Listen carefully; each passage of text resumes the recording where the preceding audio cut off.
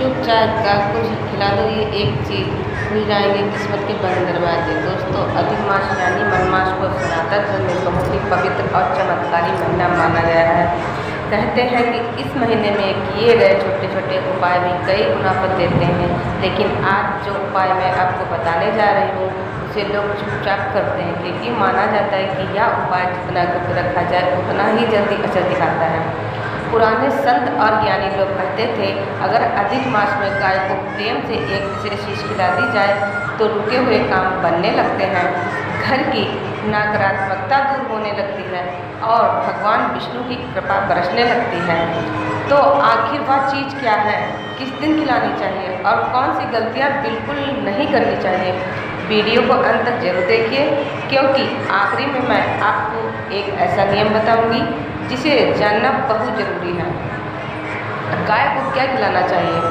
दोस्तों, अधिक मास में गाय को गुड़ और रोटी खिलाना चाहिए। सबसे शुभ माना जाता है। कहा जाता है कि जब व्यक्ति सच्चे मन से गाय को गुड़ और रोटी खिलाता है तो उसके जीवन के दुख धीरे धीरे कम होने लगते हैं, घर में बरकत आने लगती है, रुका हुआ धन मिलने लगता है और परिवार में शांति बनी रहती है। लेकिन ध्यान रहे, यह उपाय दिखावे के लिए नहीं करना चाहिए। इस उपाय को चुपचाप और श्रद्धा से करना चाहिए। पुराने समय की बात है, एक गांव में एक गरीब व्यक्ति रहता था। उसके जीवन में बहुत परेशानियां थीं, काम बनते बनते बिगड़ जाते थे, घर में हमेशा तनाव रहता था।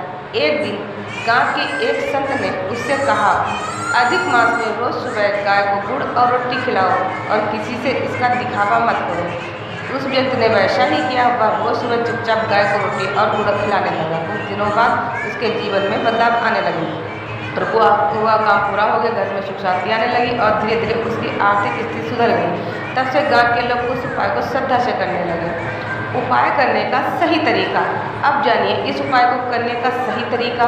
सुबह जल्दी उठें, स्नान करके साफ कपड़े पहने, फिर भगवान विष्णु का स्मरण करें। इसके बाद एक ताज़ी रोटी लें, उसमें थोड़ा सा गुड़ रखें, अगर संभव हो तो हरा चारा भी साथ रखें। अब गाय के पास जाएं और प्रेम से उसे खिलाएं।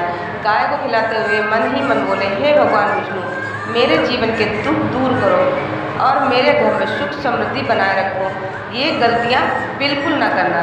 दोस्तों, कुछ लोग उपाय तो करते हैं लेकिन अनजाने में ऐसी गलतियां कर देते हैं जिससे पूरा फल नहीं मिलता। पहली गलती, गाय को बासी रोटी ना खिलाएं। दूसरी गलती, गाय को मारकर या डराकर कुछ ना खिलाएं, उसे प्रेम से खिलाएं। तीसरी गलती, उपाय करके बार बार लोगों को बताना नहीं चाहिए। और चौथी सबसे बड़ी गलती, उपाय करते समय मन में अहंकार नहीं होना चाहिए।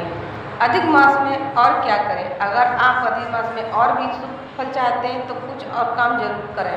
भगवान विष्णु के मंत्रों का जाप करें, जरूरतमंद लोगों को दान दें, तुलसी की पूजा करें, गाय और पशुओं की सेवा करें, क्रोध और झूठ से दूर रहें।